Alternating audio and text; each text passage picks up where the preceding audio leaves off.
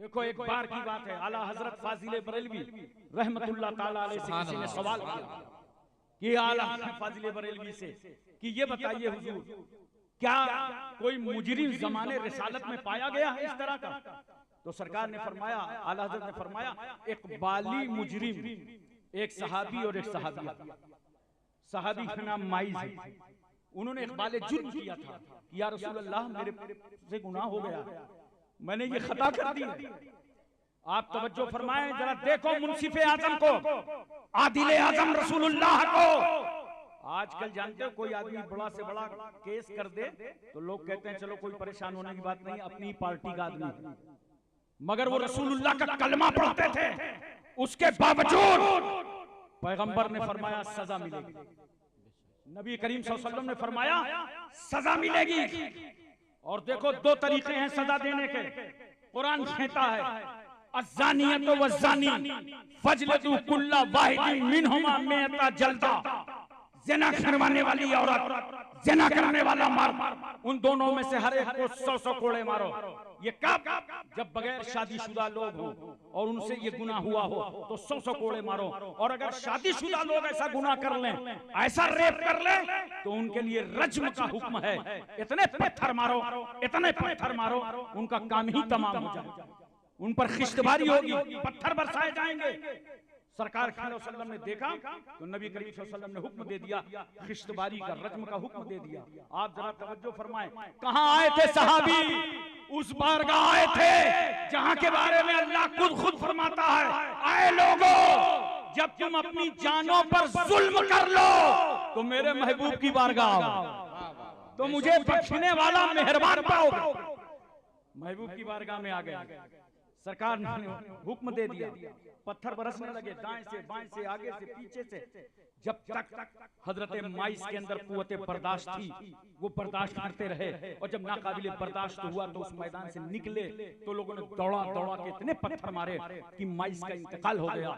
जब माइस का इंतकाल हो गया तो ये बात सरकार सल्लल्लाहु अलैहि वसल्लम तक पहुंची। आका सल्लल्लाहु अलैहि वसल्लम ने फरमाया, ए लोगों जब माइस भागे थे तुम्हारे दरमियान से तो तुमको छोड़ देना था, इसलिए कि माइस ने अपने अल्लाह की बारगाह में ऐसी तौबा कर ली थी कि अगर वो तौबा शहर के गुनाह तमाम गुनहगारों पर बांटी जाती तो सबके लिए काफी हो जाती।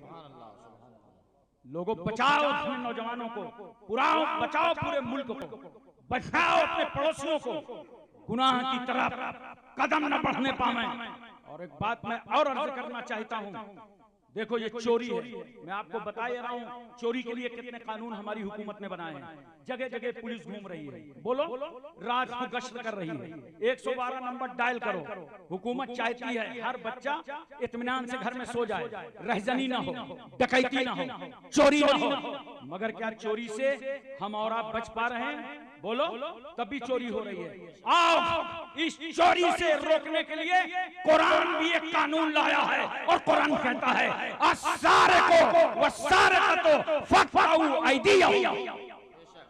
चोर और चोरनी दोनों के हाथों को काट दो। एक बार हाथ काट दो दिल्ली में किसी चोर के, दूर ही से हिंदुस्तान के सारे चोर हाथ जोड़ लेंगे, चोरी बंद हो जाएगी मुल्क से। बोलो, ये कुरान कानून लेके आया है, ये कुरान हमें समझा रहा है।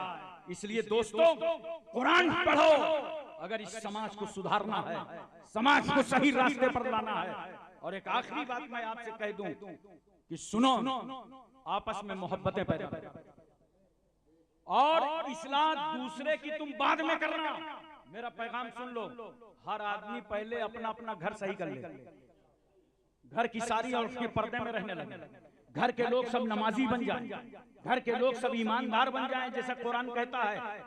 कसम है जमाने मुस्तफा की, इंसान अलबत्ता घाटे में है, मगर वो लोग जो ईमान लाए, अच्छे अमल किए और हक की ताकीद की और वसीयत किया, सब्र किया। ऐसे बनो इस कुरान की रोशनी में, अपने आप को बनाओ। आज कितने मसाइल पैदा हैं, भाई भाई का झगड़ा, भाई भाई का झगड़ा ऐसा होता है हिंदुस्तान में। मैंने कहीं कहीं 5-5 फीट पर मकान बनते देखा, 4-4 मंजिल ताने हुए। पता चला भी इतना ऊंचा इतना छोटा, तो पता चला 4 भाई थे, 20 फीट जमीन थी, 5-5 बांट लिया, एक एक कटोरी बांट रहे हो, बांटो लेकिन ये लड़ाई क्यों करते हो? भाई भाई सगे भाई भाई झगड़े क्यों करते हो? एक माँ से पैदा, एक बाप से पैदा, और अदालतों में जाते हो एक दूसरे के खिलाफ। तुम थाने और चौकी में जाते हो, एक दूसरे को गालियां देते हो, यानी तू उसकी माँ को दे रहा है, वो तेरी माँ को दे रहा है, लौट कर तुम दोनों की माँ को गाली जा रही है। ये क्या समाज को बना रखा है? सब्र करना सीखो, सब्र सीखो, सारे मामला खत्म हो जाएंगे। और सीखना ही है तो एक भाई को भाई के साथ क्या व्यवहार करना चाहिए। करबला की जमीन पर हजरत मुस्लिम बिन अकील के दोनों बेटे मोहम्मद और इब्राहिम से सीखो। कम उम्री का जमाना है, हारिस नामी जालिम शख्स दोनों बच्चों को दरिया फुरात पर ले गया और तलवार हाथ से बाहर निकाल ली, कत्ल करने का इरादा। जैसे ही तलवार उठा के बड़े भाई की गर्दन पर रखा, उम्र कितनी रही होगी? 7-8 साल, बिल्कुल कम उम्र। बड़े भाई की गर्दन पर तलवार रखा। रोने के लिए इन बच्चों के पास आंसू नहीं थे, क्योंकि 3 दिन मुसलसल कूफे का सफर करते रहे और जालिमों के नरगे से छूट छूट करके बाहर निकलते रहे। आज एक जालिम ने पकड़ लिया है और दरिया फुरात पर ले जाकर इन्हें कत्ल करना चाहता है। वो जालिम ले जाकर तलवार बड़े भाई की गर्दन पर रखता है। छोटा भाई चीख पड़ता है, कहता नादान क्या तू खून का प्यासा है, हटा ले तलवार। छोटे भाई का गला हाजिर है। छोटे भाई ने अपनी गर्दन पेश कर दी। जैसे उसकी तरफ बढ़ा तलवार लेकर, बड़े भाई ने फिर रोका, जालिम अगर गर्दन काटने से तेरी प्यास बुझ सकती है तो मैं अपनी नजरों के सामने अपने छोटे भाई को कत्ल होता कैसे देख सकता हूँ, ये मेरा गला हाजिर है। उसने रुख बदला तो दोनों भाई आपस में लपट गए। गर्दन गर्दन से मिल गई, सर सर से मिल गया, नसें नसों से मिल गई, ग्रुप ग्रुप से मिल गया, खून खून से मिल गया। दोनों बच्चे यूं मिले थे। उस जालिम ने तलवार उठाया और एक साथ इस तरह हमला किया कि दोनों की गर्दनें कट गईं। इन्ना लिल्लाहि व इन्ना इलैहि राजिऊन। बच्चे तो शहीद हो गए, मौत बरहक है, दुनिया में मौत आना है, मगर जानते हो पूरी उम्मत के लिए पैगाम क्या देकर के गए? हमारे लिए पैगाम क्या देके गए? पैगाम ये देकर के गए कि चाहे जितनी मुसीबतें आ जाएं, तलवार गर्दन में रखी हो, मगर भाई पर इस तरह कुर्बान होना चाहिए, भाई को भाई पर इस तरह निसार होना चाहिए, भाई को भाई का इस तरह ख्याल रखना चाहिए। दोस्तों एक बनो, अच्छे बनो, नेक बनो। सिर्फ अपने लिए अच्छे न बनो, अपनी बीवी के लिए।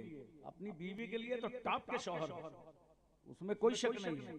नहीं, बीवी के लिए अच्छे शौहर बन जाओ, अपनी औलाद के लिए अच्छे बाप बन जाओ, और अपने माँ बाप के लिए अच्छी औलाद बन जाओ, और अपने भाइयों के लिए, बहनों के लिए अच्छे भाई बन जाओ, अपने पड़ोसियों के लिए अच्छे पड़ोसी बन जाओ, खानदानियों के लिए अच्छे खानदानी बन जाओ, अपने वतन हिंदुस्तान के लिए अच्छे हिंदुस्तानी बन जाओ, और अपने मसलक के लिए अच्छे सुन्नी बन जाओ, और अपने मजहब के लिए अच्छे मुसलमान बन जाओ। सुभान अल्लाह, सुभान अल्लाह।